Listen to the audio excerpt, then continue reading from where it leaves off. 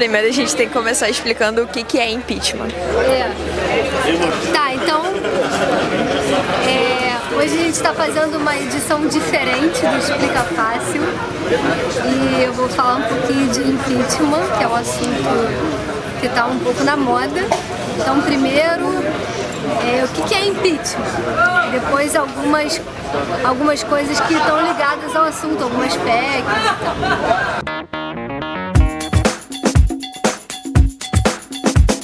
Então, o impeachment é a lei 1079, se eu não me engano. Depois vai ter toda a bibliografia ali embaixo do vídeo. E na lei do impeachment, primeiro diz quem pode ser impeachmentado, mas a gente vai falar aqui só sobre o presidente, mas também pode ser o ministro do STF, pode ser o procurador-geral da República e os ministros, se eu não me engano. Tá? E, bom, aí vai ter os crimes de responsabilidade do presidente. Vou falar só sobre o presidente. Vou fazer um vídeo separado para explicar os crimes de responsabilidade, porque é bastante coisa, mas enfim, quem viu o que o presidente tem que fazer, os crimes de responsabilidade são bem ligados ao que ele teria que fazer e não fez, entendeu?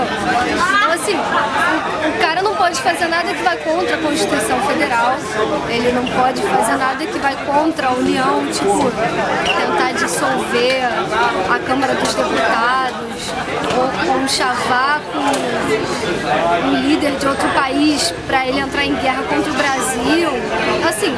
E ele não pode roubar de propósito, né? Ele não pode roubar de propósito, nem sem querer, e nem tentar roubar. Uma coisa que eu acho legal na lei do impeachment é que, mesmo que o cara não tenha cometido crime, só se ele tentar cometer e tiver provas de que ele tentou cometer, você já pode impeachment. Então isso significa que esse negócio de impeachment a Dilma não vai rolar porque ela não tem nenhuma prova de que ela tem ligação com o escândalo da Petrobras.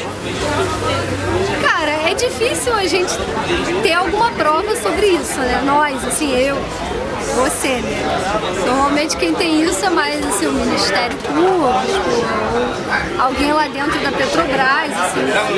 Para você começar o processo de impeachment, qualquer pessoa pode começar. Só que você tem que escrever uma carta com firma reconhecida em cartório, dizendo qual o crime que a pessoa cometeu e dando as provas. Ou então dizendo aonde as provas podem estar, ou citando testemunhas das provas. Então, não é uma coisa fácil, assim, pra gente que tá de fora lá, fazer, entendeu? Agora, há pessoas sempre que podem fazer isso. Mas o que a gente poderia fazer seria o recall de voto. O que é o recall? Você, de repente, se arrepender de um voto, se você chegou a votar em alguém, ou até você pedir a demissão de alguém que você não votou. Seria uma nova eleição? Sim. No caso de presidente, né, sim, seria uma nova eleição. Mas isso é só um projeto, né, a PEC 73. Ela está engavetada, como as PECs em geral, né, mas a gente pode desengavetar essa PEC. Existem outros países que você pode demitir alguém que foi eleito, que eu acho uma coisa muito válida, né? Você contrata alguém para exercer um cargo numa empresa. Você pode demitir a pessoa mesmo sem ela ter cometido um crime, né? Se ela for incompetente, você já pode demitir. Então a ideia da PEC 73, do recall de votos, é essa. Você pode demitir alguém porque a pessoa não está administrando direito, ela não precisa necessariamente cometer um crime.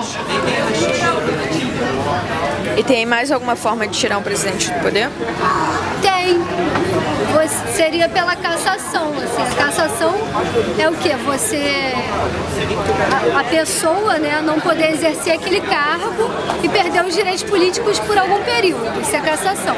Então, assim, quando uma pessoa é impeachmentada, ela automaticamente é cassada, mas ela pode ser cassada por outros motivos também. Tipo, enriquecer ilicitamente,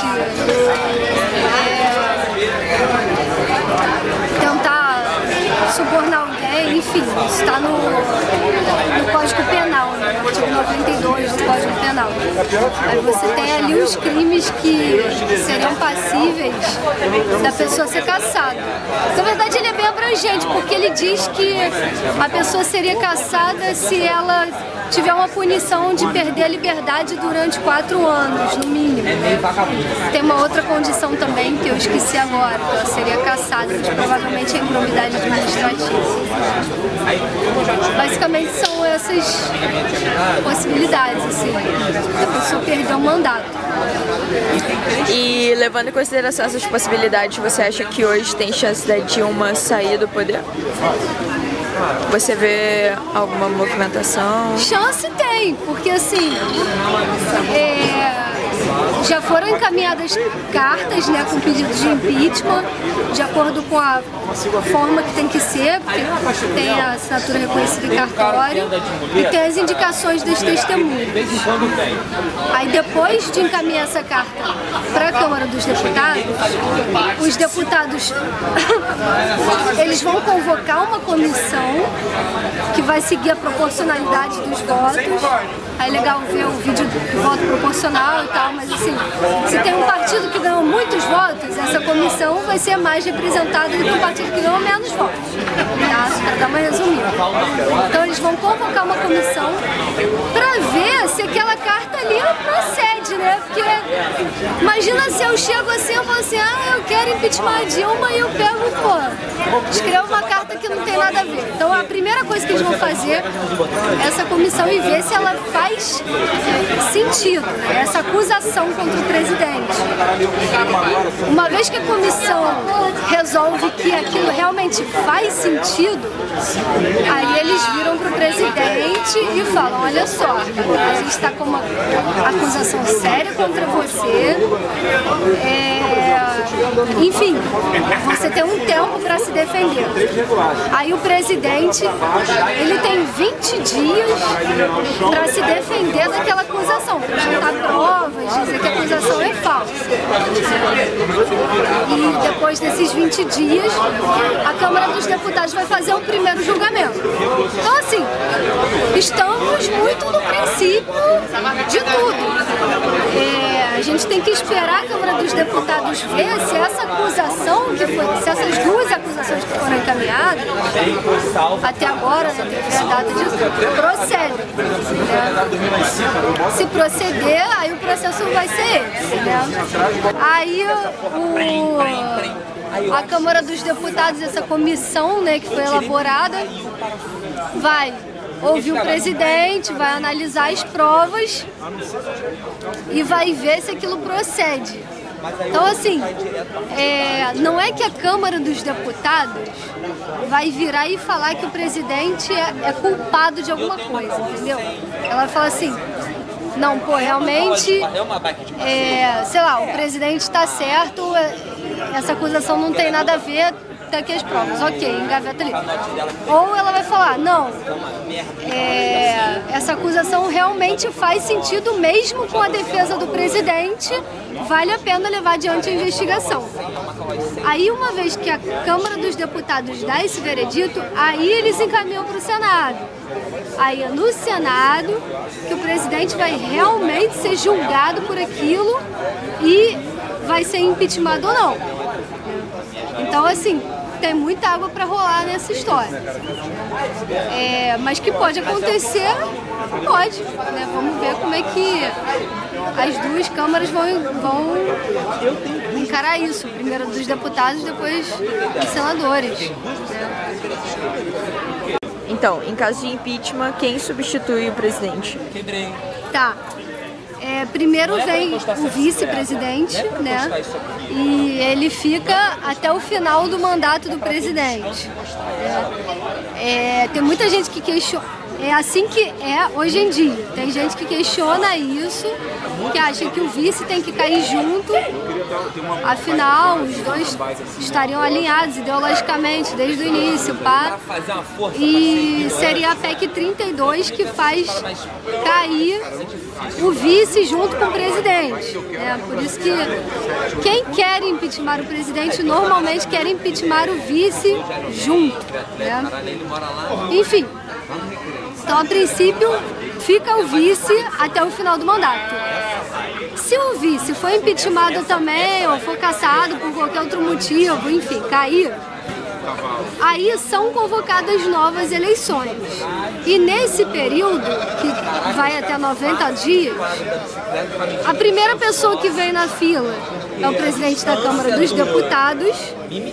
E se for nos 2 primeiros anos de mandato, é o presidente do Senado. Se for nos 2 últimos anos de mandato, é o presidente do STF. Então, era assim que o pessoal queria botar o Joaquim Barbosa para presidente, né? Porque já estava nos 2 últimos anos. Só que também, assim, isso é uma coisa temporária, né? Porque depois de 90 dias vem eleição nova e eles sairiam de qualquer jeito, assim, né? Essa que é a sucessão, essa coisa da sucessão, ela não está na lei do impeachment, ela está na Constituição mesmo. Não lembro agora o número do artigo, mas deve ser 80 e alguma coisa, assim. Como que funcionaria o recall de votos? O projeto que tem o recall de votos é a PEC 73. Aí, porque assim, muita gente, quando você fala assim da ideia de recall de votos, a primeira pergunta que as pessoas fazem é: pô, mas só pode se arrepender do voto quem votou na presidente? Então só no presidente. Só quem votou no presidente vai poder fazer recall? Não. Assim, como é que isso funcionaria na prática se essa PEC um dia for aprovada, né? Você faz uma iniciativa popular. Então, para você fazer uma iniciativa popular, você tem que juntar pelo menos 2% de assinaturas da população brasileira toda. E esses 2% de assinaturas tem que estar espalhados em pelo menos 7 estados do Brasil. Tá? Não pode ser 2% tudo do Rio de Janeiro, tem que ser 2% espalhados. Existe a possibilidade real de fazer uma iniciativa popular. Chega um pouquinho para trás. Ah, tá.